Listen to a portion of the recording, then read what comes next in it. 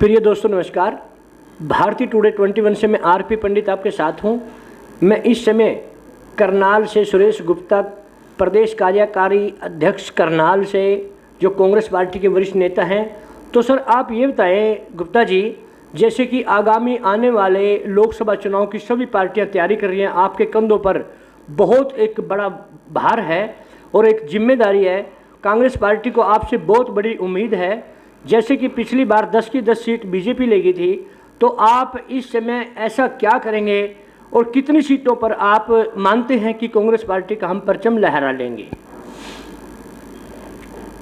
आज भारतवर्ष के लोग कांग्रेस पार्टी की तरफ देख रहे हैं।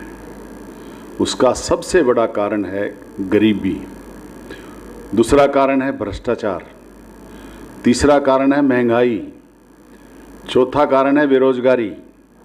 आज भारत का युवा हिंदुस्तान में परेशान है, उसको सारा दिन नौकरी नहीं मिलती। पहले हमारे आदरणीय प्रधानमंत्री नरेंद्र मोदी जी ने कहा था कि 2 करोड़ नौकरियां हर वर्ष दूंगा।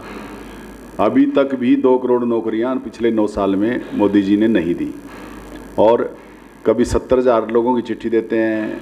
आपने जब 2 करोड़ की बात करी है तो कम से कम इस साल में तो 2 करोड़ बच्चों को नौकरी दे दो, कहीं तो शुरुआत कर लो प्रधानमंत्री जी।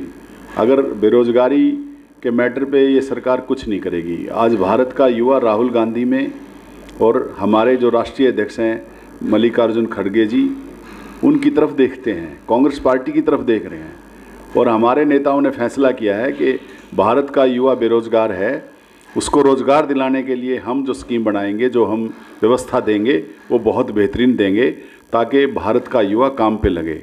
और एक और गहरी बात है, आज भारत का युवा नशे की तरफ जा रहा है, अपराध की तरफ जा रहा है, उसका काम बेरोजगारी है। जो लोग विदेशों में जा रहे हैं, पिछले साल 8 लाख युवा हिंदुस्तान का विदेशों में पढ़ने के लिए, नौकरी के लिए गया है। क्यों गया है? यहाँ हिंदुस्तान में रोज़गार नहीं है, भाजपा की सरकार से उनको भरोसा नहीं है। और हरियाणा में तो खट्टर सरकार पे तो बिल्कुल भी नहीं है, 34.1% बेरोजगारी है। खट्टर साहब ने तो हिंदुस्तान में हरियाणा को बेरोजगारी में नंबर 1 कर दिया है।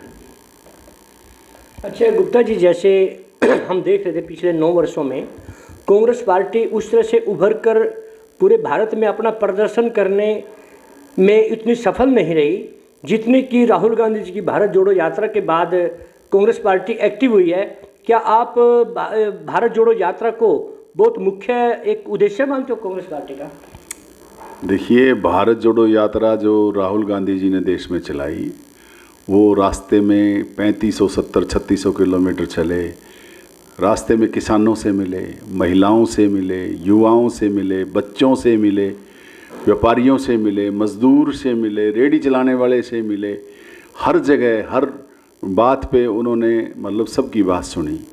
और महिलाओं को भी, ये हिंदुस्तान का आज़ादी के बाद पहला नेता है जिस तरह मज़दूर की, महिला की, गरीब बच्चियों की, पढ़ने वाले विद्यार्थियों की, और जो मतलब छोटे व्यापारी की, छोटे किसान की, मतलब जिस तरह बात इन्होंने सुनी, हिंदुस्तान में किसी भी राजनेता ने, और बीजेपी तो ये काम करती ही नहीं, ट्रक ड्राइवरों के साथ बैठ के, ट्रक में बैठ के उन्होंने उनसे यात्रा की, उनसे पूछा तुम्हारा जीवन कैसे गुजरेगा। मतलब ऐसा व्यक्ति हिंदुस्तान में जो हर वर्ग की सोचता है, राहुल गांधी जैसा नेता हिंदुस्तान में है नहीं। मोदी जी उनके सामने अब कहीं नहीं ठहरते।